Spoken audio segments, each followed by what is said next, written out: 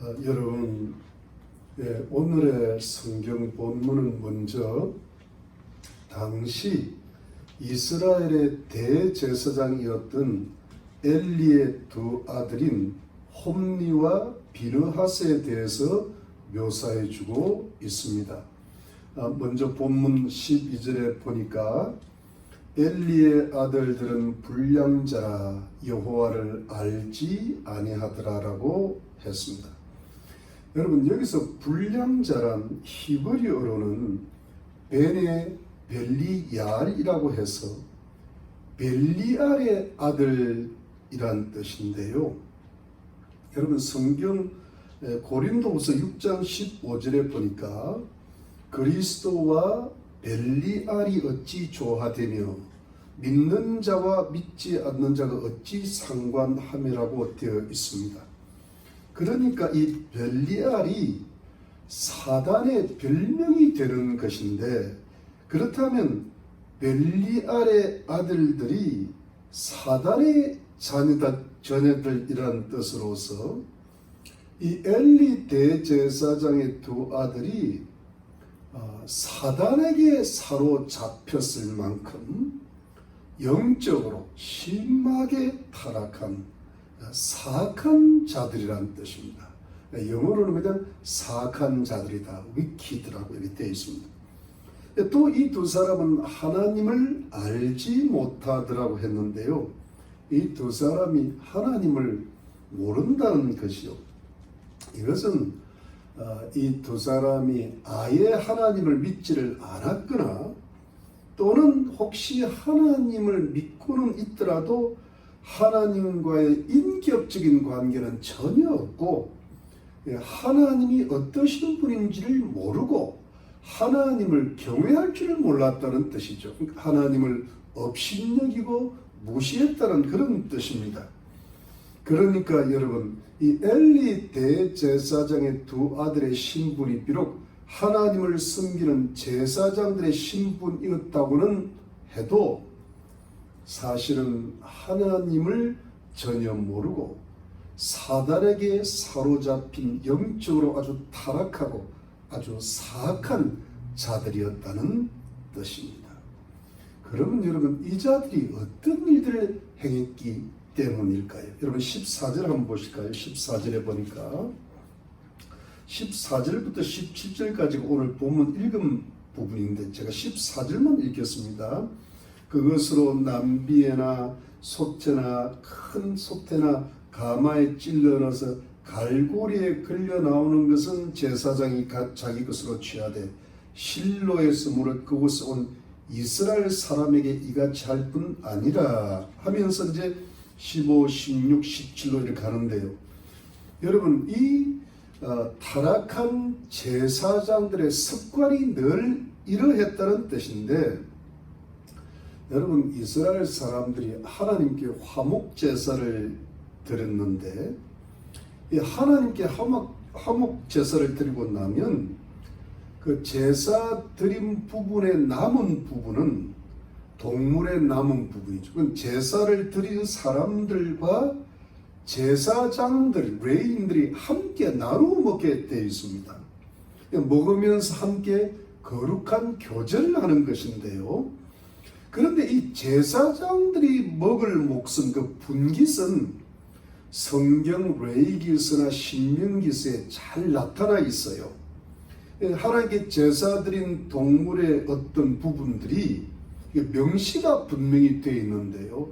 예를 들어 레위기에는 오른쪽 넓적다리와 가슴 부분 이렇게 되어 있고, 신명기에는 어깨 부분 두 볼 위 이렇게 되어 있습니다. 그리고 나머지 부분은 이제 제사 드린 백성들, 제주라 그러는데, 제사 드린 백성들이 함께 가족들끼리 나누어 먹는 그런 것입니다. 이것이 하나님의 율법에 딱 명시가 되어 있습니다. 정해져 있죠. 그런데 이것을 아예 무시를 해버립니다.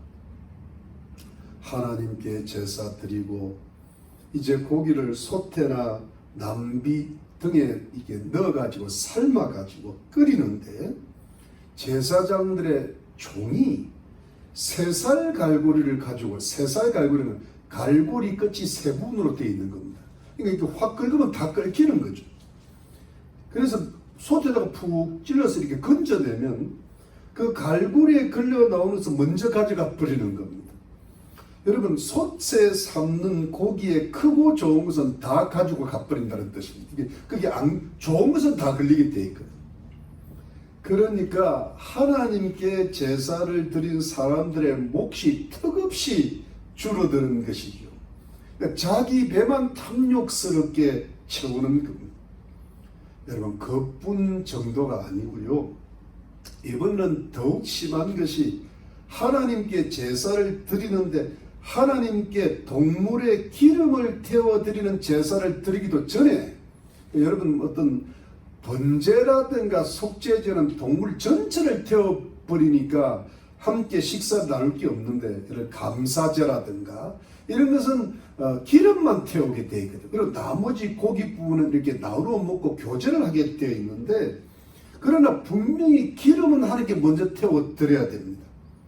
그리고 제사를 드리고 나면 고기를 삶으니까 그 고기 삶는 게 싫어가지고 고기 삶기 전에 날것으로 달라는 겁니다. 제사를 드리기도 전에 날고기를 먼저 달라는, 그 날고기를 가지고 구워서 먹겠다는 겁니다. 그래서 하나님께 제사를 드리는 이스라엘 사람들이, 아니, 하나님께 먼저 기름을 태워 드리는 제사를 드리고 나서 그 다음에는 뭐 삶아 먹든지 구워 먹든지 당신이 알아서 하라고 해도, 아니다, 지금 내라는 겁니다. 지금 안 내면 억지로 빼앗겠다는 겁니다. 여러분, 하나님께 제사를 드리기도 전에 그 제물을 삶지도 않고 날것으로 구워 먹겠다고 하니까 제사장들의 몫이 아닌 부분까지도 또 자기가 다 차지하겠다는 겁니다. 제사를 드리는 이 이스라엘 백성들이 아무리 말려도 소용이 없는 겁니다. 이것은 제사장들이 자신의 직분을 이용하여 말도 안 되는 행패를 부리는 건데요. 자신의 욕심 때문에 하나님께 드리는 제사를 아주 망쳐버립니다. 이 정도 되면 신성모독죄에 들어갑니다. 이것이 왜 신성모독죄? 이것이 하나님 보시기에 어떠냐면 17절 다시 보겠습니다. 17절에 보니까 이 소년들의 죄가 여호와 앞에 심히 크면 그들이 여호와의 제사를 멸시함이었더라. 여러분, 하나님 앞에 심히 큰 죄가 된다 그랬거든요. 여러분, 영어 성경을 보니까 the sin was very great라고 되어 있습니다. 굉장히 컸다. 이게 뭐냐 하니까 하나님 보시기에 죄가 컸다는 것은요, 하나님께 드리는 제사를 멸시했기 때문인데, 여러분, 제사 제도를 기록한 율법 자체를 멸시한 것이 되고, 그 율법을 기록하라고 명하신 하나님을 멸시한 것이 되죠. 사악한 제사장들이 하는 짓거리였죠. 영적으로 아주 심하게 타락하니까 그야말로 사단에게 잡힐 정도가 되니까 이런 짓들을 하는 겁니다. 그러니까 여러분, 하나님께 제사를 올바로 잘 드려야 할 제사장들이 오히려 제사를 완전히 망치고 있는 그런 부분입니다. 그런데 여러분, 사람이 영적으로 심하게 타락을 하면 반드시 따라오는 것이 있죠. 도덕적 타락인데 반드시 순서가 그렇게 되어 있습니다. 그런데 대부분의 도덕적 타락의 첫 번째가 무엇이냐면 엄난이죠. 성적인 타락이 옵니다. 여러분, 22절 한번 보시죠. 22절에 보니까 엘리가 매우 늙었더니 그 아들들이 온 이스라엘에 한 모든 일과 해방문에서 수종되는 여인과 동침하였음을 듣고 그들에게 이르되 너희가 어찌하여 이런 일을 하느냐? 내가 너희의 악행을 이 모든 백성에서 듣노라. 여러분, 이것이 무슨 뜻인가 하면 엘리의 아들들이 하나님께 드리는 제사를 멸시하니까 먼저 온 이스라엘 백성들이 영적으로 피해를 받는 거예요.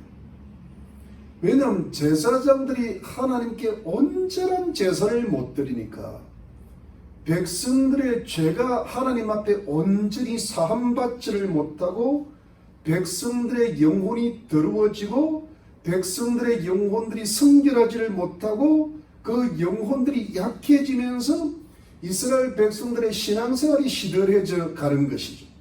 그러니까 이스라엘 백성들 전체의 영혼의 피폐와 영적인 침체가 오는 것입니다.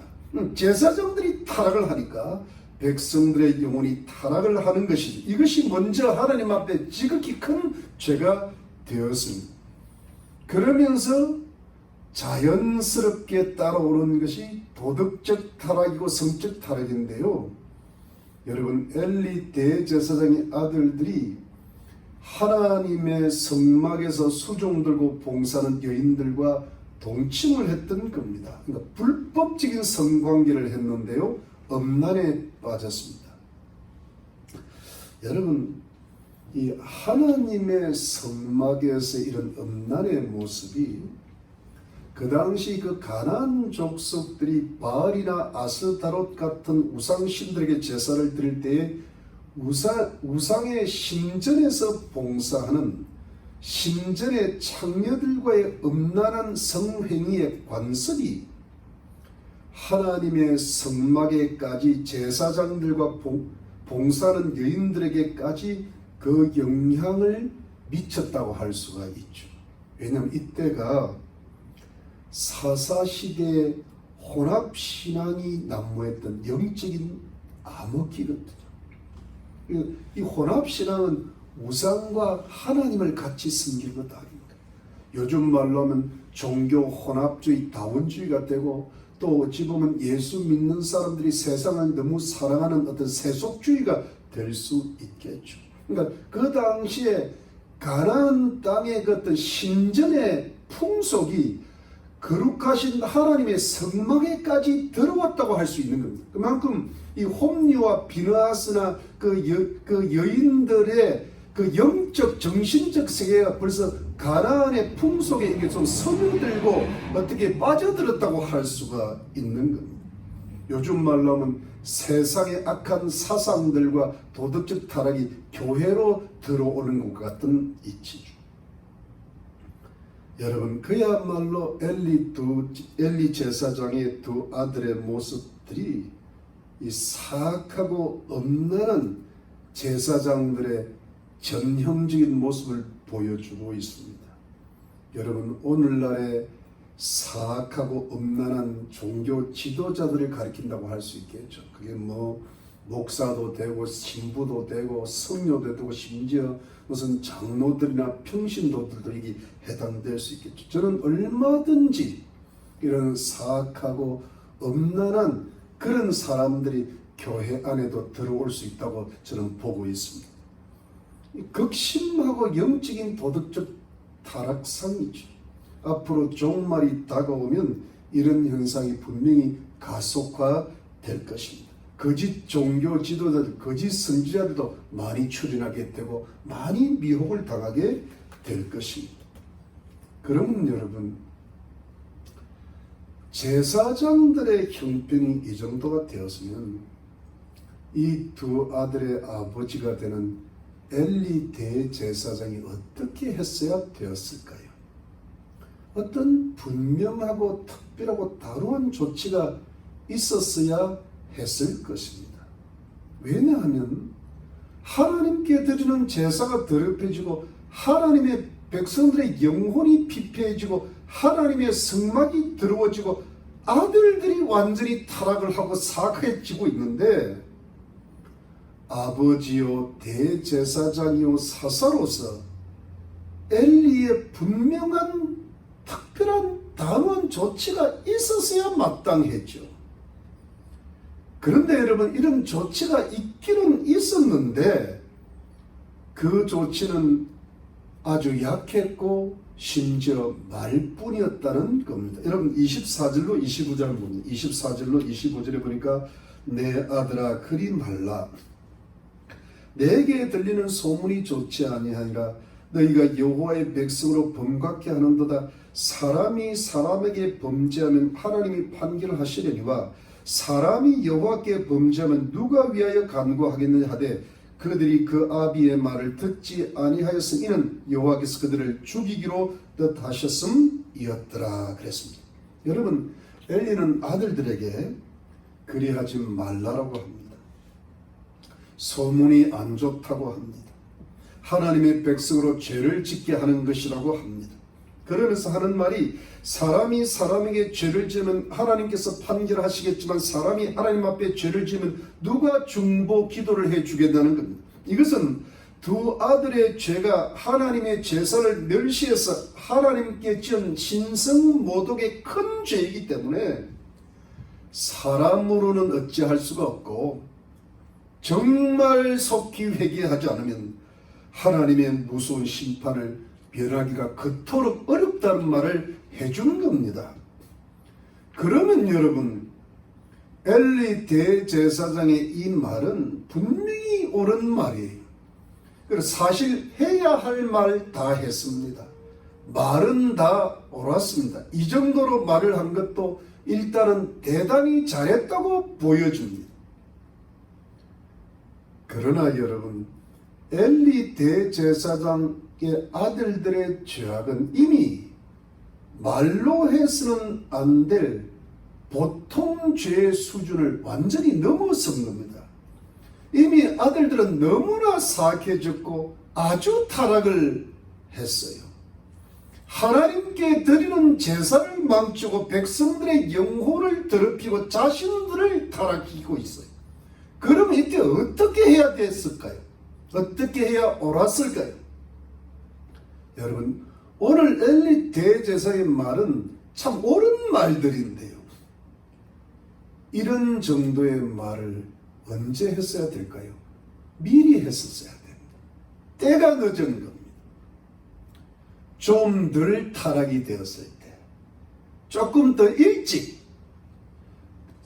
백성들의 말에 소문이 퍼지기 전에 아버지가 미리 조치를 해야죠. 대제사장이 미리 조치를 해야죠. 근데 백성들한테 다 퍼졌습니다. 그야말로 소문이 퍼졌는데 이제 와서 이런 말 하면 어떡합니까? 아들들이 좀 더 사악해졌을 때, 사단이 들어오지 않았을 때, 아직은 회개의 가능성이 조금 남아있을 때 미리 이런 말들을 해 주었어야 했던 겁니다.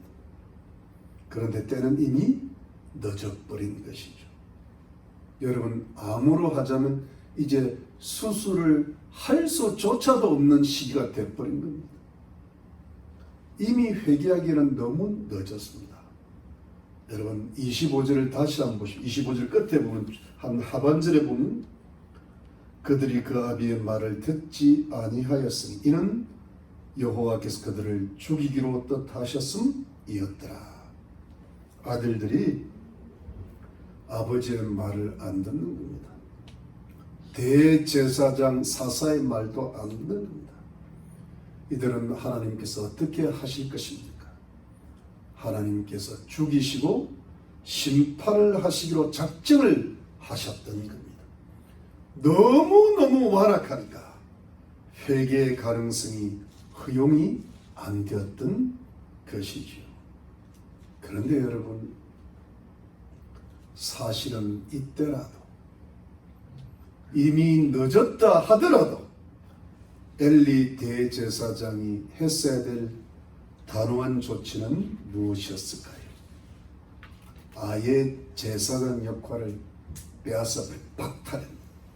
딱 그만두게 하고 완전히 무일푼으로 내쫓습니다. 제사장을 하던 사람이 밖에 나서 뭘 해먹고 살고 있을 수 있겠어요? 아주 쫄쫄 굽는 거지로 만들어버려야 됩니다. 그래서 고생을 징탕하고 죽을 만큼 고생을 시키면, 그래서 하나님 앞에 자신의 죄를 깨닫고 회개했었어야만이 그 영혼이라도 구원받고 그 생명이라도 유지하고 그나마 여생을 편하게 살았을 것이고, 또 모르죠. 정말 회개하여 올바른 제사장이 되었을 수도 있을 겁니다. 죽은 직임이 있더라도 사는 사람이 있을 수가 있는 거니까요.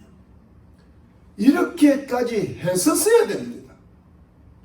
그런데 제사장 일을 끝까지 시켰어요. 이 사악한 아들들 말입니다. 그래 어떻게 됐어요? 나중에 전쟁터에 나가가지고 제사장 역할을 수행하다가 결국 적에게 잡혀서 죽고 말았습니다. 마치 사울 왕이 사단에 들었다가 전쟁터에 갔다가 죽은 거하고 비슷한 과정을 겪은 겁니다. 회개할 때 회개를 못해서 그렇겠죠. 이렇게 엘리 아들들이 비참하게 결말이라고 말지요. 대제사장의 아들들이 비참한 최후를 맞이하게 되죠. 하나님께서 죽이셨다고 했습니다. 하나님께서 심판하셨다고 했습니다. 왜요? 회개할 수 없을 정도로 사악하고 타락했었으니까 회개할 기회를 잃어버렸기 때문입니다. 여러분, 여기서 물론 사악한 자는 엘리 제사장의 두 아들입니다. 죄에 대한 책임은 본인이 지는 겁니다. 하나님과 한 사람과의 개인적 관계입니다. 하나님 앞에서 개인이 자기의 운명을 책임지고 자기의 영원한 운명도 자기가 책임지는 겁니다. 엘리의 아들들이 사악하고 회개를 안 해서 죽은 것이 맞습니다. 그래서 무서운 하나님의 심판을 받았습니다. 그런데 여러분, 그래도 한 가지 아쉬운 것이 있죠. 아무래도 아들들이니까 자녀들에 관해서는 부모로서의 책임을 말하지 않을 수가 없죠. 하나님께서 부모들에게 자녀 양육의 책임을 주셨으니까요. 이 책임을 하나님께서 물으실 겁니다. 엘리 대제사장이 단호하고 강력한 경고의 말을 아들들에게 미리 했었어야 했고, 그러면 그때라도 회개할 가능성이 남아있습니다. 또 이미 늦었다 하더라도 제사장기를 박탈하고 집에서 내쫓아버리고 자신들 완전히 고생을 시키고 완전히 거지로 만들고 죽을 정도로 만들었으라도, 여러분, 잠언 13장 24절에 초다를 참아 못하는 자는 자식을 미워함이라, 자식을 사랑하는 자는 근실히 징계하느니라. 그러니까 막 야단치고는 안 되고 아주 기도 많이 하고 조목조목 따져서 정말 진실하게 지혜롭게 징계하고, 예전 같으면 종아리를 때려서라도 벌을 내려서라도 초달을 해야 된다는 거죠. 이렇게. 아주 그냥 심하게 진실하게 지혜롭게 매를 때려서라도 징계를 하는 걸 초달이라 그런단 말이에요. 하나님 앞에 회개를 시키고 말겠다는 그야말로 단단하고 지독한 결심을 하고 말도 하고 행동을 하였더라면 자식들이 하나님의 심판만큼은 면할 수 있었을 거고, 하나님의 징계를 받는 정도에서 끝이 나서 죽지 않고 살아서 그나마 여생을 사람답게 살고 또는 아름답게 살다가 마쳤을 것입니다. 그 가문이 몰락을 안 했을 겁니다. 아들들도 큰 문제였지만 아버지로서 엘리 대제사장의 문제는 무엇이었을까요? 여러분, 엘리 대제사장에 대해서 성경을 살펴보면 이 사람이 크게 잘못한 게 없어요. 하나님을 경외했어요. 왜? 하나님의 법규를 잃어버렸는데 몸이 떨었단 말입니다. 그러니까 하나님을 경외하는 마음이 있는 겁니다. 그러면서 경건한 대제사장이었어요.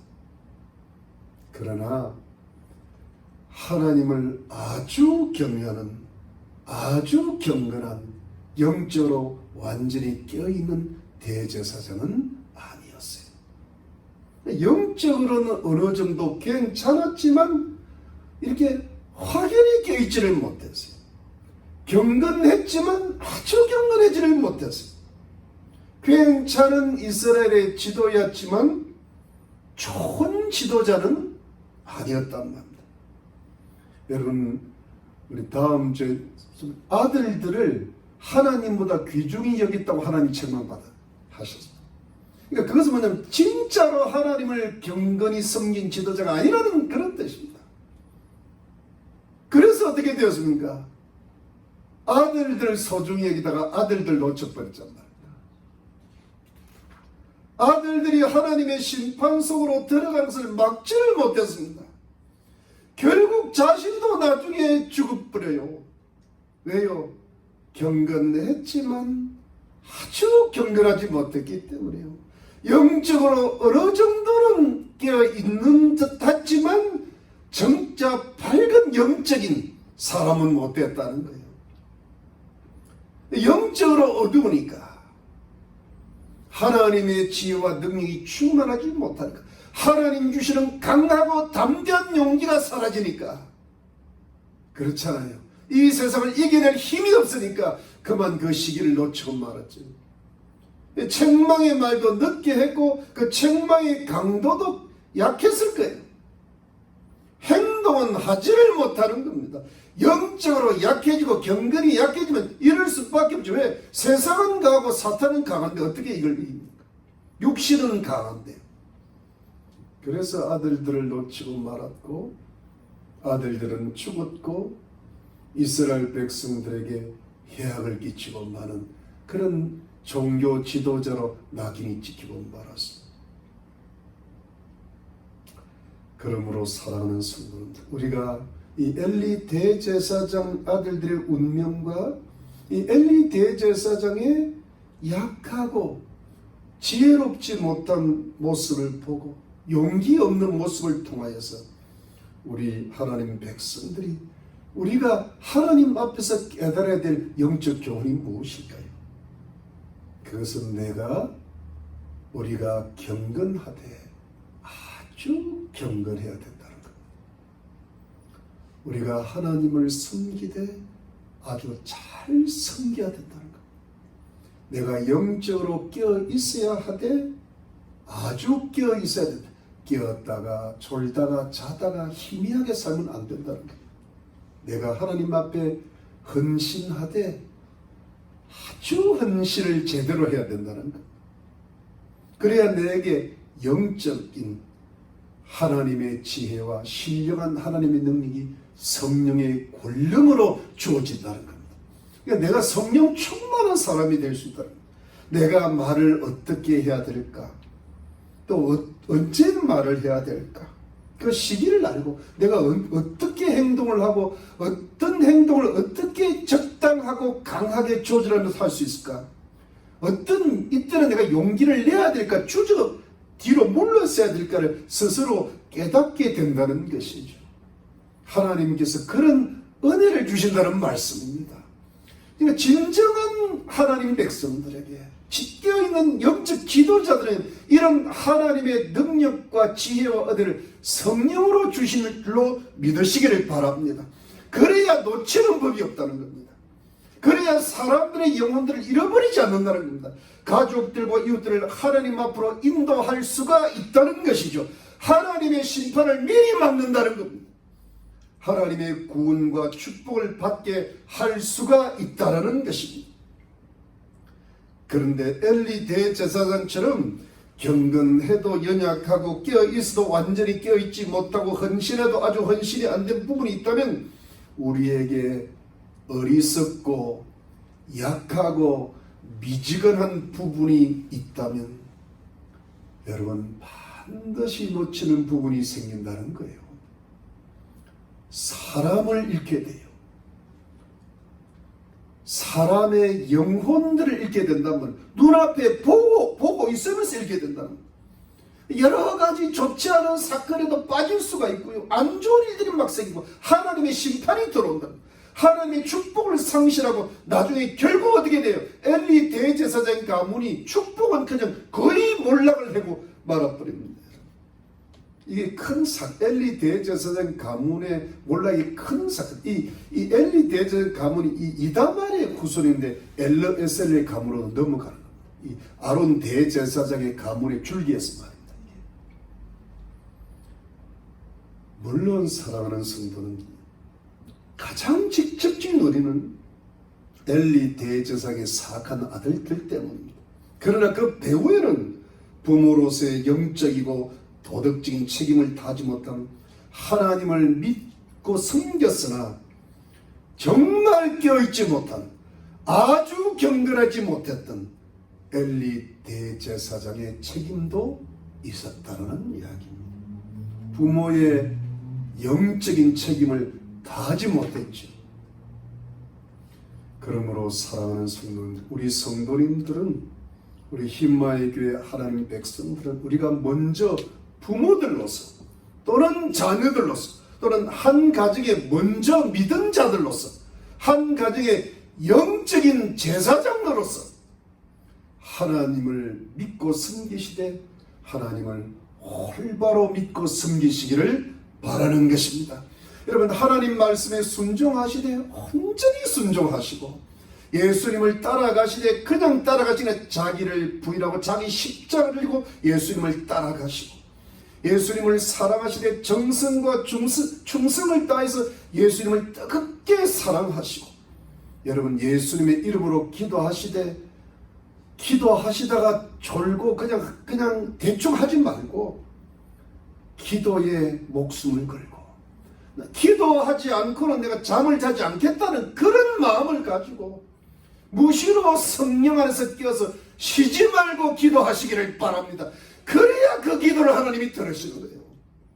내가 먼저 영적으로 아주 깨있고 아주 경건함을 추구하는 사람이라야 된다는 겁니다. 내가 먼저 영적인 싸움을 싸우고 그 영적 싸움에서 사탄과의 싸움에서 승리하는 사람이 되어야 된다는 그런 말씀이죠. 그럴 때 하나님께서 성령으로 하나님의 풍성한 지혜와 신령한 능력을 주셔서 여러분, 우리의 삶 가운데 놓치는 일이 없게 하실 것입니다. 하나님의 심판을 면케 하실 것이고 가족들과 이웃들의 영혼들이 돌아오게 하실 것이고 오히려 하나님의 축복이 들어오게 하실 것입니다. 가정과 교회에 하나님의 부흥과 회복이 일어나게 하실 줄로 믿으시기를 바랍니다. 여러분, 우리 영혼이 아주 경건하게 되고 우리 영혼이 정말 깨어있고 신앙이 정말 뜨거워야 돼요. 우리 이 신앙의 역사는, 교회의 역사는 그런 신앙이 뜨거운 사람들의 역사입니다. 그래서 지금까지 온 거예요. 그 뜨거운 사람들이 있었기에 우리가 지금 예수 믿어요. 우리가 뜨거워져야만 이 예수님이 전파가 되지 않겠습니까? 그럴 때 우리 가정과 교회와 사회에 하나님의 회복과 부흥과 축복의 역사가 일어나게 될 줄로 믿는 것입니다. 근데 이렇게 된다는 분명한 예가 오늘의 성경 본문에 또 한 번 등장을 합니다. 여러분 18절 한번 보시죠. 18절에 보니까 사무엘이 어렸을 때 세마포 에봇을 입고 여호와 앞에 숨겼더라.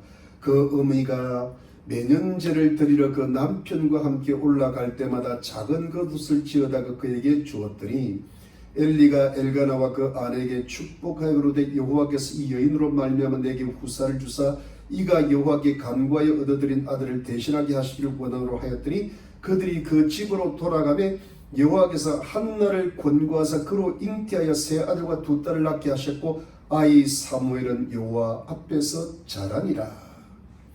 여러분, 여기서 사무엘이 등장하는데요. 여러분, 이 사무엘이 어렸을 때부터 성전에서 자라면서 대제사장이 입는 여러가지 색들의 실로 술을 넣고 귀한 보석들을 물린 에봇을 흉내내어서 보통 제사장들이나 레인들이 만들어 입었던 세마포 에봇을 입고는, 여러분, 어린 사무엘이 세마포로 만든 에봇을 입고 성전에서 봉사하는 모습을 한번 상상을 해봐요. 얼마나 귀여웠을까. 성전 봉사를 하면서 하나님을 섬겼다는 거예요. 그런데 여러분, 이 말씀의 내용은 사무엘이 어려서부터 하나님을 아주 경건하게 섬기는 사람으로 훈련을 받고 영적인 성숙을 하고 있었다는 그런 뜻이 들어가 있습니다. 그리고 어머니 한나가 매년 실로에 하나님께 제사를 지내러 올 때마다 작은 겉옷을 지어다가 사무엘에게 입혀 주었는데, 이것은 사무엘이 하나님 앞에 아주 경건한 사람으로 자라는 것을 한나가 어머니로서 성전 뒷바라지를 했다는 뜻이에요. 여러분, 옥바라지로 있지만 성전 바라지도 있는 뒷바라지. 비록 1년에 한 번 정도였지만 옷도 지어주고, 저는 이 성령 옷만 지었고 그것만 딱 갖다 줬겠어요. 아마 맛있는 과자도 좀 갖다 주고, 또 사무엘을 양육하는 여인들에게 선물도 해주고, 또 제사장들에게 여러 가지 보답을 정석하고, 엘리 대제사장을 만나보고 그랬을 겁니다. 이러면서 사무엘이 하나님 앞에서 잘 자라게 어머니가 뒤에서 이렇게 보살펴주고 후원을 얼마나 기도를 많이 해줬겠어요. 이 한나가 사무엘을 향한 사랑을 그렇게밖에 표현할 수가 없는 거거든요. 이것은 또한 사무엘이 하나님을 잘 섬기는 아주 경건한 사람으로 잘 자라나고 있었다는 뜻인데요. 여러분, 이것을 다시 확정해 주는 말씀에서 여러분 26절부터 26절 끝말씀, 오늘 본문 끝말씀에 아이 사무엘이 점점 자라며 여호와와 사람들에게 은총을 더욱 받더라 그랬습니다. 이것은 사무엘이 점점 더 자라면서 청년이 되어가면서 하나님과 사람들에게 은총을 더욱 받는 아주 성숙하고 아주 경건하고 매우 사랑스러운 사람으로 성장해 가고 있었다는 뜻이죠. 여러분, 이 성경 구절은 신약의 누가복음 2장 40절과 52절에 보니까 하나님의 아들 예수님께서 아주 성숙하게 아주 사랑스럽게 자라나시는 모습을 연상시키고 있죠. 예수는 그 지혜와 그 키가 자라면서 하나님과 사람에게 더 사랑스러워 하시도록 하였습니다. 그러니까 여러분, 예수님하고는 비교할 수가 없겠지만 그야말로 예수님의 모습을 닮았다 할 정도로 이 사무엘이 참 경건하게 정말 성숙하게 잘 자라고 있다는 그런 뜻 아니겠어요? 그만큼 사무엘이 어릴 적부터 하나님과 사람 앞에서 아주 경건하게 아주 의롭게 사람들 많이 받으면서 여러분 사랑받을 만한 사람으로 자라나고 있었다는 그런 뜻입니다. 그러면서 여러분 이런 아주 경건하고 아주 사랑스러운 사무엘이 자라서 그 이스라엘의 어두운 사사기의 역사에 서서히 사사기 말에 등장을 하면서 경건한 사무엘 선지자를 통하여서 이스라엘 백성들의 영혼들이 다시 거룩함을 회복하게 되고 그 영혼이 새로운 힘을 얻고 그 신앙이 새롭게 회복이 되고 여호와 신앙이 회복이 되고 우상숭배가 떨어진다고 나아가서 이스라엘 나라가 하나님의 은총을 다시 입어서 부강해지고 적들을 물리치고 하나님의 축복을 회복하는 위대한 나라가 된다는 그런 뜻입니다. 다윗과 솔로몬의 영광의 시대가 이 사무엘로부터 시작이 됐는 어떻게 그런 위대한 왕들이냐 경건한 선지자를 통해서 시작이 됐다는 말. 하나님이 쓰시는 하나님의 사랑을 통하여 시작이 됐다는 이 하나님의 은혜와 영광의 회복이 어려서부터 아주 경건하게 자란 사무엘을 통하여서 이루어지기 시작했다는 것이죠. 그러면서 사랑하는 성도 여러분, 백성들과 나라만 회복이 된 게 아니에요. 사무엘 때문에 결국 한나의 가정도 하나님의 크신 축복으로 회복이 되죠. 한나가 엘리 대제사장에게 인사하러 갔다가 엘리 대제사장의 축복을 통해서 아들을 셋째나 낳고 딸을 둘이 낳는 큰 경사를 체험하게 되는 겁니다. 여러분 요즘 말로 하면 제가 좀 three strikes to ball입니다. 이거는 그냥 삼진 아웃을 잡아내는 겁니다. 완전한 축복이에요. 한나가 어머니로서 사무엘을 하루에 온전히 바치고 변함없이 섬기고 그 사무엘이 하나님의 종으로 잘 자랄 수 있도록 이렇게 뒷바라지를 정성하니까 하나님께서 그 헌신을 보시고 엘리 대제사장을 통해서 이 보너스 축복을 주시는데요. 한 명이 아니라 5명입니다. 이걸 계산을 해보니까 500% 보너스 축복입니다. 근데 이걸 제대로 계산하면 5000% 정도 됩니다. 5000%. 예. 보너스가 본봉의 5배예요. 본봉의 5배. 어마어마한 축복을 받았죠. 아주 경건한 사무엘과 아주 헌신된 어머니 한나에게 주시는 하나님의 엄청난 가정의 회복이 기적적으로 이루어졌던 겁니다. 그야말로 한나는요 사무엘 하나 바친 것 때문에 인생 회복이 이루어집니다. 가문의 영광이 여기서부터 시작되는 거죠, 여러분. 가문의 영광, 이런 거지. 이상한 영광이 그 가문, 그건 가문의 영광이 아니죠. 그거는 사악한 영광이고 잘못된 영광이 그게. 여러분, 하나님께서 오늘 우리 성도님들에게 주시는 교훈은 한 사람이 아주 경건하니까, 그 한 사람의 어머니가 정말 헌신하니까 나라의 백성들의 영혼들이 다 살아나고 나라의 국력이 크게 회복이 돼. 이 그 땅, 그 백성, 그 가정에 맡은 어둠이 다 물려가고 환한 밝음이 시작된다는 뜻이다. 회복이 시작된다는 것. 한 사람이 하나님께 아주 경건하고 헌신하니까 가정도 큰 회복이 이루어졌다는 것입니다. 그러니까 모든 것이 회복이 됩니다. 왜? 경건을 통하여서, 헌신을 통해서 하나님 은혜가 임하니까 된다는 것. 그러므로 사랑하는 성도님들, 하나님의 백성은 경건하되 아주 경건해야 된다는 것. 적당히 경건해서는 회복이 잘 안 된다는 것. 수술을 하려면 확실히 해야지. 암을 확실히 제가 나만 오면 이게 제대로 온전한 건강이 안 된다. 하나님께 헌신을 하되 적당하게 하는 게 아니라 정말 자신을 드리는 영적인 산제사로 드려져야 된다는 거예요. 헌신을 좀 하고 어느 부분은 안 하고 이래가지고 회복이 되겠습니까? 회복되었다 안 됐다 왔다 갔다 하겠니? 하나님께 정성을 들이되 적절하게 하지 말고 최선을 다하는 자세입니다. 마음을 다하고 뜻을 다하고 성품을 다하여 주 너희 하나님을 사랑하라 그러죠. 그래야 어떻게 되는 게 놓치는 것이 없고 어두운 구석이 없고 잃어버리는 것이 없이 다 회복이 된다는 겁니다. 하나님께서 하나님의 은혜로 그런 회복을 주신다는 겁니다. 하나님의 축복을 충만히 누리기 시작하게 되는 30배, 60배, 100배의 결실을 맺게 된다는 것입니다. 이게 좋은 땅, 좋은 밭이라 돼요. 그런데 하나님의 복음의 말씀이시가 아무리 좋아도 밭이 안 좋으면 좋은 땅이 뭐예요? 온전한 경건이고 온전한 헌신이죠. 근데 이 가시나무 밭이 돼가지고 기운을 다 빨아먹고 나면 열매가 별로 좋지가 않다. 사랑하는 성도님들, 오늘의 성경 본문은 극명한 대조를 이루고 있는 것이 이 강조점입니다. 한 가정은 엘리 대제사장의 가정이고 또 한 가정은 한나의 가정인데요.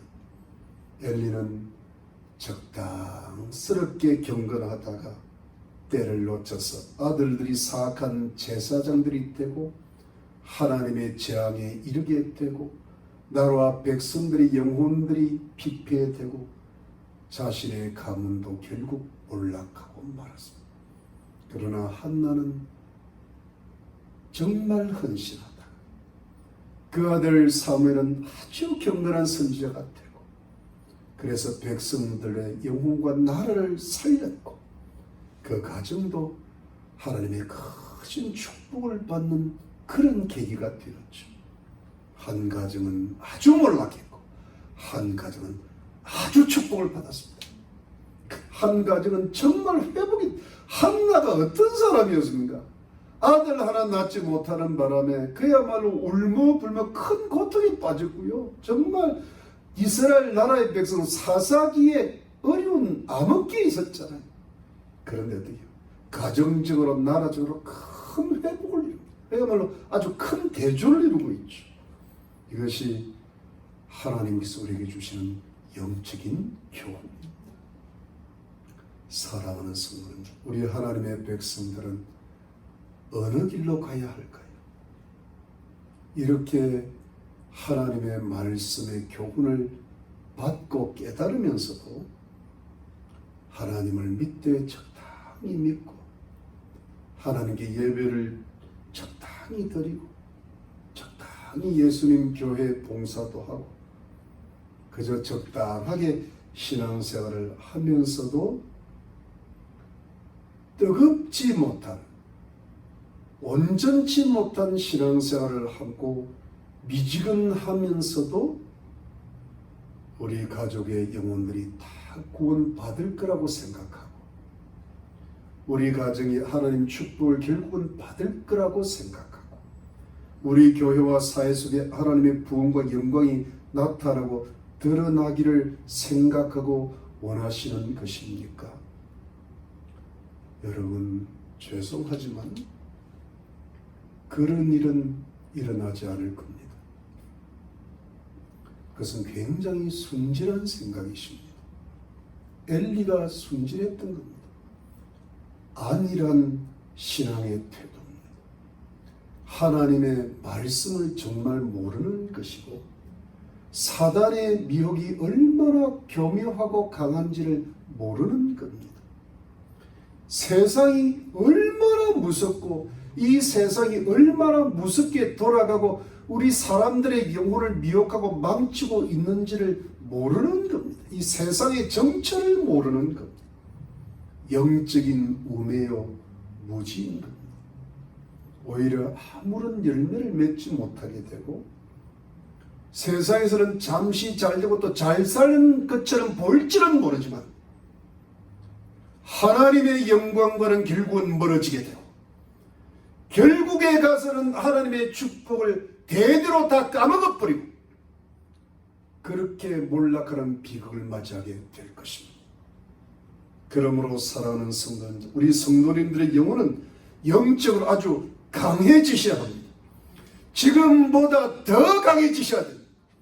경건하되 아주 경건해지시고 예수님을 사랑하되 뜨겁게 사랑하시고 다른 것은 못하시더라도 하나님 말씀만은 열심히 읽으시고 하나님께 열심히 기도하시는데 바쁘셔야 됩니다. 여러분, 하나님 말씀 다 읽고 하나님께 기도 다 하고 나면은 나머지 일들은 바빠서 생활이 그렇게 바쁘게 돌아가야 돼요. 그런데 말씀 안 보고 기도 안 하는데 바쁘다거나 피곤하다거나 생활이 엄청나게 잘못된 거예요. 말씀 읽고 기도하고 나니까 너무 바빠요. 너무 바빠요. 다른 일 하기도 너무 바빠요. 잠자기도 바빠요. 그렇게 되는 것이 정상이란 말입니다. 하나님을 섬기는데 바쁘고 그 다음에 다른 일을 해나가야 됩니다. 우리 영혼이 아주 깨어있고 아주 경건해지셔야 됩니다. 그래서 사단과의 싸움에서 싸워서 승리하셔야 됩니다. 가정에 들어온 사단을 물리치셔야 돼요. 우리 교회를 공격하는 사단을 물리치셔야 돼요. 우리 자녀들을 잡고 있는 사단을 떠나가게 만들어야 되고 우리가 강해야 우리가 아주 경건해야 사단이 벌벌 떠고 나가게 되는 것이죠. 그리해야 하나님의 회복이 일어나게 되는 겁니다. 여러분, 사단에게 절대 속으시면 우리가 지금 사단에게 속는 부분이 있는 겁니다. 회복은 그냥 오지 않습니다. 하나님의 구원과 부흥과 축복과 회복은 그냥 오지 않습니다. 반드시 영적인 싸움을 싸워서 이겨야 됩니다. 그냥 때가 되면 되겠지라고 생각하지만 설마 했다가 사람 잡는다는 말이 있습니다. 아무 일도 일어나지 않을 겁니다. 그리고 우리가 하나님 앞에 가야 될 그때 후회하게 될 겁니다. 어느 날 갑자기 몰락과 재앙이 임하게 될 것입니다. 제가 너무 부정적으로 말씀드리고 생각하지만 그게 성경입니다. 그게 사실인 겁니다. 그게 영적인 실상입니다. 그래서 정신을 차려야 됩니다. 영적으로 졸지 말고 깨어 있으셔야 됩니다. 하나님의 말씀과 기도로 다시 힘쓰시고 돌아가셔야 됩니다. 말씀과 기도를 다시 회복해야 됩니다. 아주 적당하게 다소 경건하게 신앙생활 하신 것을 회개해야 됩니다. 그리고 다시 뜨거운 신앙으로 마음을 다하고 뜻을 다하고 성품을 다하여 하나님을 사랑하시기를 바랍니다. 이걸 하지 못해서 아직도 구원이 일어나지 않는 겁니다. 그렇게 가시는 하나님께서 반드시 성령으로 역사하실 거예요. 여러분, 기도의 목숨을 걸고 말씀의 목숨을 건 자에게 반드시 하나님이 성령을 부어주십니다. 반드시 새롭게 하실 것입니다. 우리 영혼도 새롭게 하시고 우리 마음도 새롭게 해주시고 우리 육체적인 건강도 새롭게 해주시고 배우자들도 자녀들도 친척들도 이웃들도 우리의 산업도 교회도 하나님께서 반드시 새롭게 하시고 반드시 회복케 하시고 축복해 주실 줄로 믿으시기를 바랍니다. 사랑하는 성도님들, 아주 경건한 사람을 통하여 하나님의 크게 회복케 하시는 역사가 시작된다는 것을 반드시 믿으시고 우리 신앙을 새롭게 하여 앞으로 더욱 철저하게 더욱 경건하게 아주 진력하며 전전하시는 우리 희마의교회 성도님들이 되시기를 예수 그리스도 이름으로 축원합니다. 우리 기도하겠습니다. 하나님 감사합니다. 엘리 대제사장은 경건했으나 약했고 지혜가 있었으나 철저하게 지혜롭지를 못했습니다. 그래서 아들들이 사악한 것을 막지를 못했습니다. 가문이 몰락하는 것을 막지를 못했습니다. 그러나 사무엘은 너무나 경건한 선지자였습니다. 한나는 너무나 철저히 헌신을 해서 나라도 살리고 백성들의 영혼들도 살리고 가정을 회복시키는 놀라운 은혜를 받았습니다. 하나님, 우리는 어디의 길에 있나이까? 우리가 엘리의 길에 있나이까? 한나의 길에 있나이까? 하나님, 요즘에 많은 사람들이 엘리의 길을 가고 있다고 생각이 듭니다. 아무 일도 일어나지 않고 오히려 재앙만 초래할 뿐입니다. 하나님, 신앙의 역사는 뜨거운 역사이고 주님을 사랑하는 역사는 정말 철저한 사람의 역사인데 이 세상이 사사기처럼 종말의 시대로 가고 있습니다. 하나님, 우리들의 영혼들을 새롭게 해 주옵소서.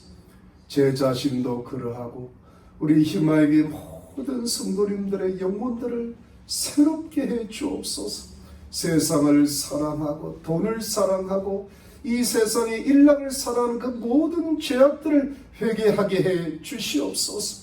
하나님 말씀을 읽지 못하고 기도에 열심을 하지 못하고 헌신하지 못했던 우리의 미지근함을 용서하시고 회개시켜 주시옵소서. 우리를 도와주시옵소서. 우리의 죄악을 씻어 주시옵소서. 그리해서 이제는 성령의 권능을 받아서 정말 성령의 인물들처럼 초대교회 인물들처럼 신실한 주님의 종들과 백성들처럼 그 길을 열심히 쫓아가게 도와주시옵소서. 그래서 우리의 가정의 회복이 일어나게 하시고 우리 가족들이 구원받게 하시고 이웃들이 구원받게 하시고 우리 교회가 부흥되게 하시고 우리의 어둡고 연약한 모든 부분들이 고침받고 회복되고 밝고 맑은 많은 열매를 맺게 되는 놀라운 회복의 역사가 열매가 나타나게 해 주시옵소서. 우리 희마의 교회 성도님들 아직도 모이지 못하는 가운데 있지만 영혼육을 주의 손으로 강하게 붙잡으시고 항상 지키시고 가정의 평강과 산업의 축복과 자녀들의 잘됨을 주시고 필요한 물질로 넉넉하게 채워주셔서 이 모든 것을 가지고 하나님께 영광 올려드리고 아름다운 삶을 영현대 쓰게 하여 주시고 우리 성도들의 모든 삶을 지켜주시고 건강하게 해 주시옵소서. 감사합니다. 예수님의 이름으로 축복하고 기도하옵나이다. 아멘. 여러분, 우리 이번 주 화요일 날 우리 4월 13일 날 성경 공부 줌 모임이 있습니다. 빠지지 마시고 몇더라도 꼭 참석하시고 열심히 우리가 모이시기를 바랍니다. 여러분, 지난주부터 우리 아이들이 주일학교 11시 반에 모여가지고 예배를 드렸습니다. 우리 부모님들도 함께 말씀을 나누고 우리 기도를 했습니다. 얼마나 참 기쁘고 좋은 시간이었는지 모릅니다. 앞으로도 당분간 그렇게 진행되겠습니다. 11시 반부터 1시 반까지 그렇게 진행될 예정입니다. 그리고 여러분 가능하시면 저도 좀 몸이 안 좋은 편인데 백신을 맞으려고 좀 하고 있습니다.